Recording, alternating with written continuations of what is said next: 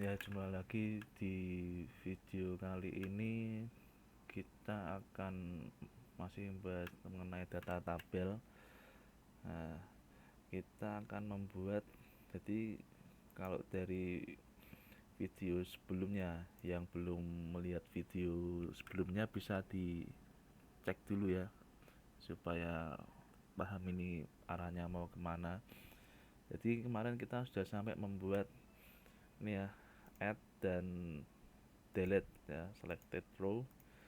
Nah, sekarang kita timbul permasalahan nih. Jadi ini kolomnya ada banyak ya. Nah, ada 9. Nah, ini baru 9. Nah, kalau kolomnya ada 20, 30 atau lebih dari itu. Nah, dengan tampilan yang seminimal mungkin gini, ya, kita akan kesulitan mendapatkan informasi dari tiap record tabelnya. Nah, yang kita lakukan apa supaya kita bisa lebih memahami isi recordnya? Kita akan mencoba menonaktifkan kolom yang tidak digunakan ya.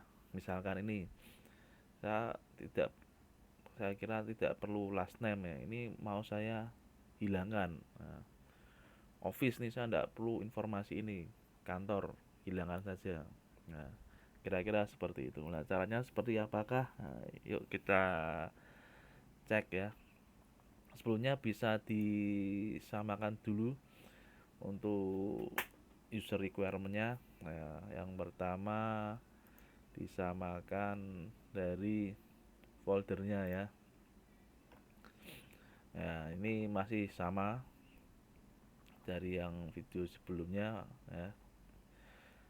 Ya, kita akan mengedit index.html, kemudian kita masuk ke code-nya. Di code-nya isinya juga masih sama. Nah, ini head, isinya CSS dan JavaScript. Ada style tambahan, kemudian ada script JavaScript yang isinya ada berapa nih ya. Ini saya tambahkan sekalian saja nih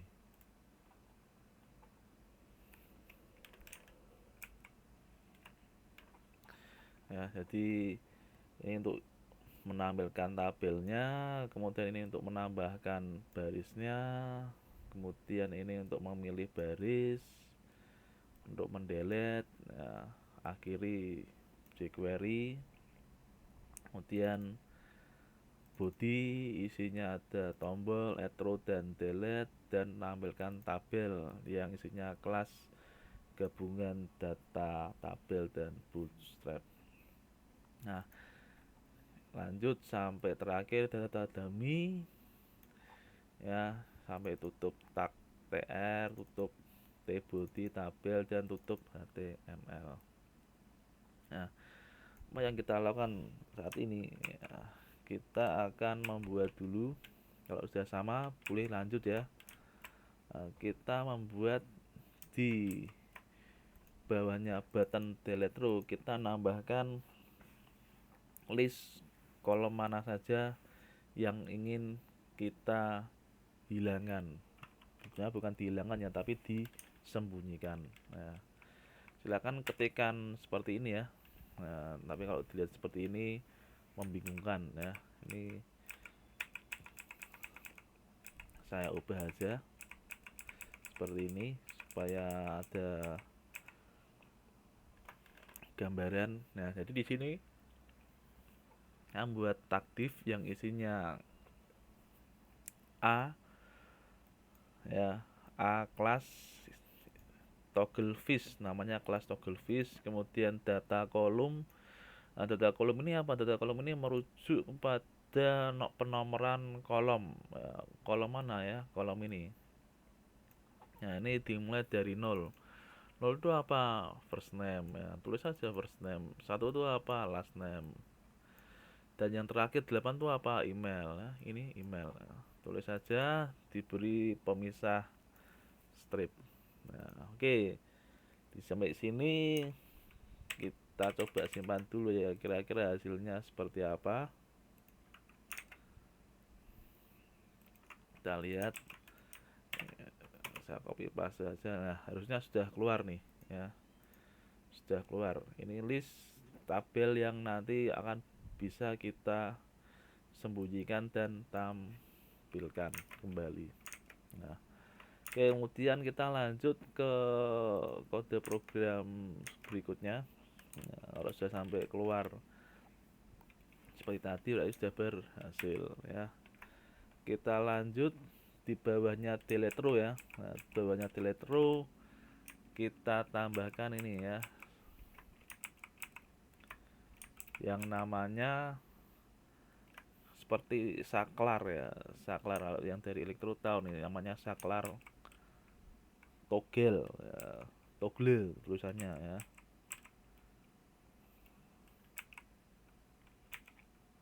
Nah, ini ya bisa ditambahkan di bawahnya delete row.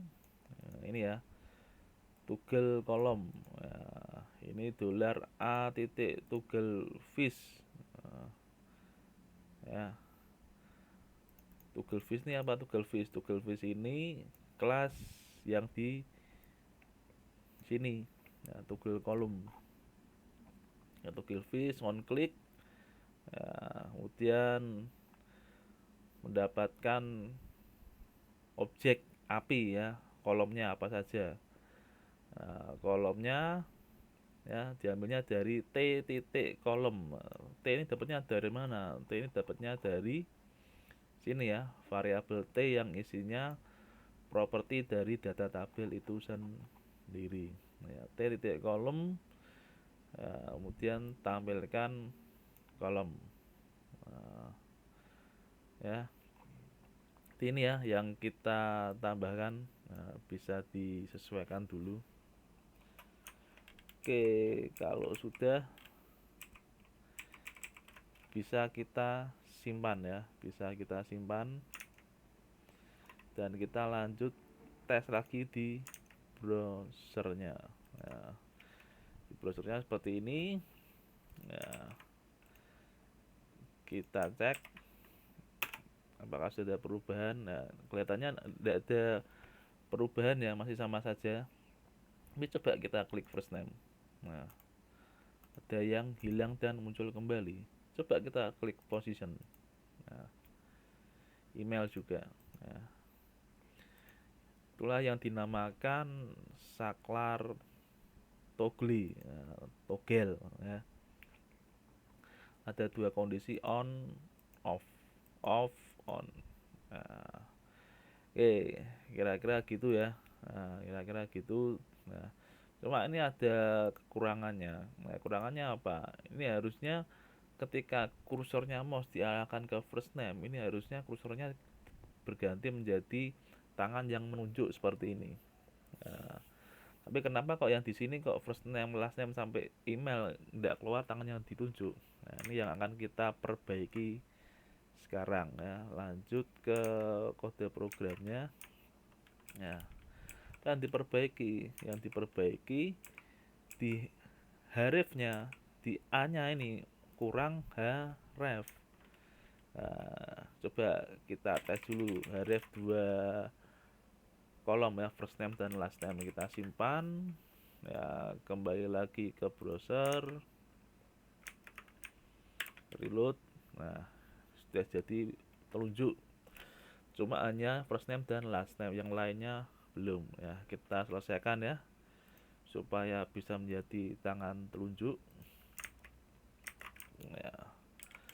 Selesaikan sampai kolom ke-8 ya, email. Nah, oke, simpan, kembali lagi ke browsernya ya, reload ya, reload saja. Kita klik ya, first name berhasil, last name it's umur berhasil, email mana email yang di sini ya. Ekstensi berhasil disembunyikan juga ya. Ini buat percobaannya. Jadi ini ya cara menyembunyikan kolom yang untuk sementara tidak diperlukan informasinya ya. Oke, untuk memvalidasi apakah sudah benar ya kita cocokkan lagi ya dari kode programnya. Nah, silakan nih dipastikan kalau ada yang masih yang error di pause dulu ya sampai baris 17, kemudian lanjut ya 17 sampai